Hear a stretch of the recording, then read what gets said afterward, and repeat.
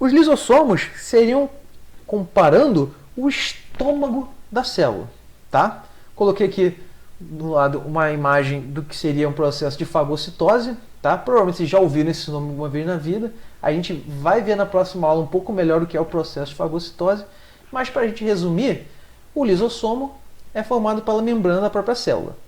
Dentro desse espaço, você vai ter enzimas digestivas, que vão digerir qualquer substância que a gente queira que essa célula venha digerir, tá? Então, como é que é o processo de fagocitose? De forma bem resumida para vocês conseguirem visualizar. A célula vai englobar alguma substância e essa substância englobada forma o chamado fagossomo.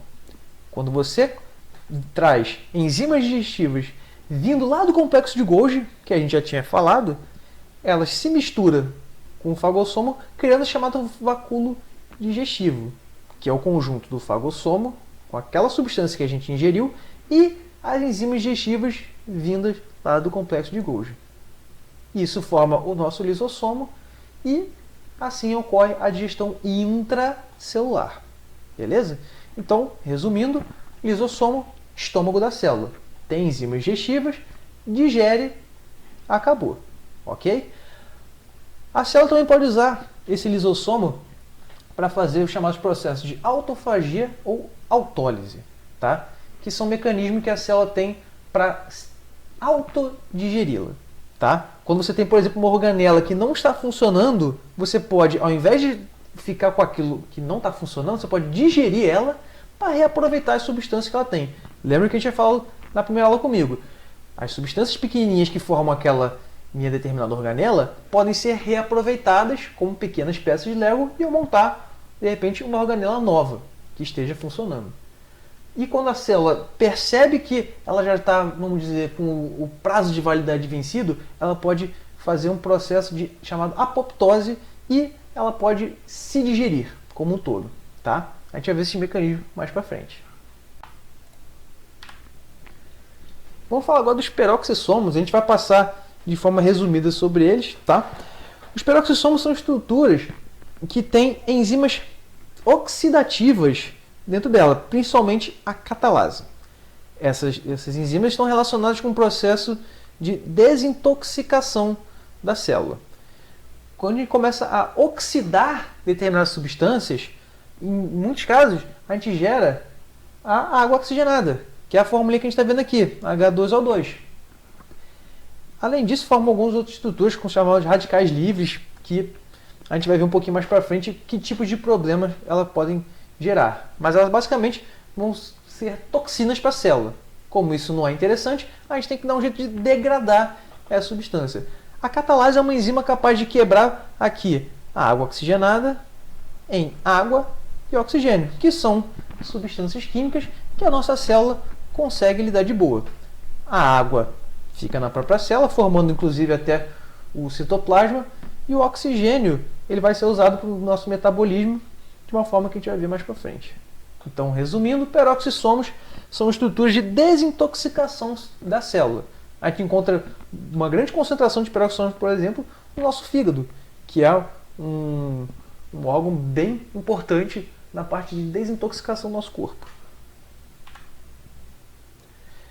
A mitocôndria é uma estrutura responsável principalmente pela produção de energia da célula.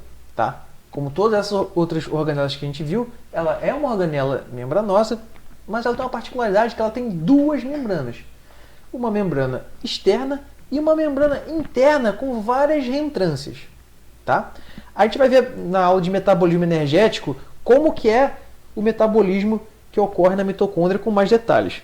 Mas para resumir, ela vai fazer a chamada respiração celular, que como produto final é a energia sob a forma de moléculas de ATP. Lembrando, em biologia, quando a gente fala de moléculas de ATP, nós estamos falando de forma direta de energia. A molécula de ATP é uma espécie de moeda energética do nosso metabolismo. Em algumas células, como por exemplo os protozoários, existe uma estrutura chamada vacúolo contrátil, que é basicamente uma estrutura que funciona como uma bomba de água. O que acontece aqui? Esse vacúolo fica pulsando e expulsando a água de dentro da célula. Mas por que isso seria importante expulsar a água da célula? Água na célula não é importante?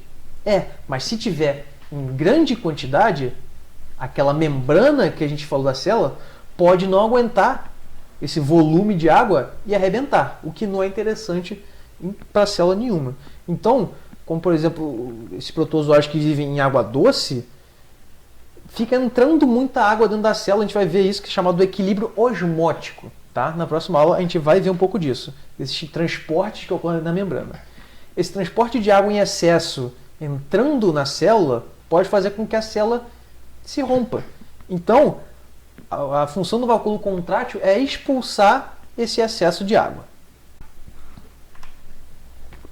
Para finalizar a nossa aula, vamos falar um pouco sobre as particularidades da célula vegetal.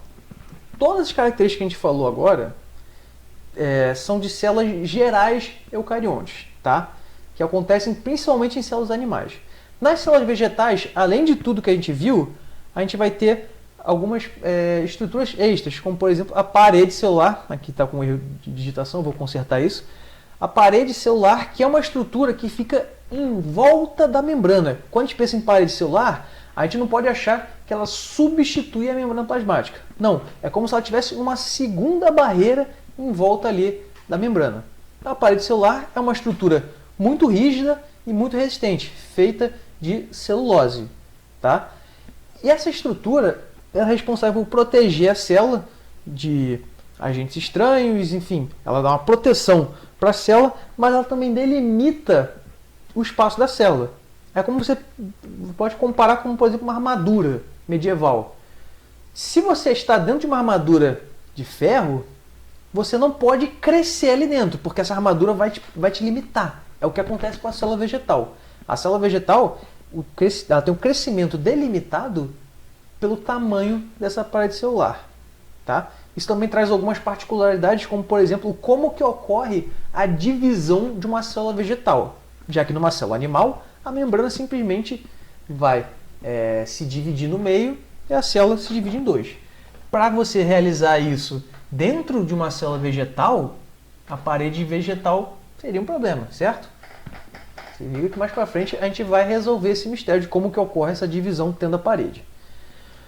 Temos também os chamados cloroplastos. Toma cuidado, os cloroplastos não substituem a mitocôndria. Tá? A célula vegetal tem mitocôndria e tem cloroplastos. Quem são os cloroplastos? Essa palavra cloro lembra o que para a gente? Exatamente, clorofila. Dentro dos cloroplastos, nós temos os pigmentos de clorofila, que são responsáveis por captar a luz, para fazer o que? A fotossíntese. Lembrando, o que é fotossíntese? É o processo que as plantas fazem para produzir o seu alimento a partir da energia luminosa. Tá? Então é a partir dessas organelas que você vai captar essa energia luminosa e dar início ao processo de fotossíntese. A partir do processo de fotossíntese, ela vai conseguir produzir substâncias nutritivas, substâncias energéticas. Para onde que essas substâncias podem ir? Para os chamados vacúolos. Ah, professor, vacúolo não era aquilo que a gente viu lá do protozoário, agora no slide anterior? Então, na célula vegetal tem uma particularidade. Observa aqui na imagem como é que o vacúolo é bem diferente. Aqui, a gente não tem mais a função do vacúolo de expulsar água. Aqui a função do vacúolo é servir como uma espécie de armazém que estoca essas substâncias energéticas. Tá? Então são funções diferentes. A estrutura é análoga, a gente ainda chama de vacúolo. Mas o vacúolo aqui nos vegetais vai ter essa função de guardar essas substâncias energéticas, que, ao serem consumidas, vão permitir que a gente produza energia ainda utilizando a mitocôndria. Lembre disso. A planta tem cloroplasto, mas também tem mitocôndria. Beleza? Então é isso que a gente deu nessa aula. A gente viu um panorama geral aqui sobre as células e as estruturas celulares. Na próxima aula a gente fala um pouquinho mais sobre a membrana e os transportes que ocorrem, como por exemplo de osmose e difusão. Tranquilo? Espero que vocês tenham entendido e nos vemos na próxima aula.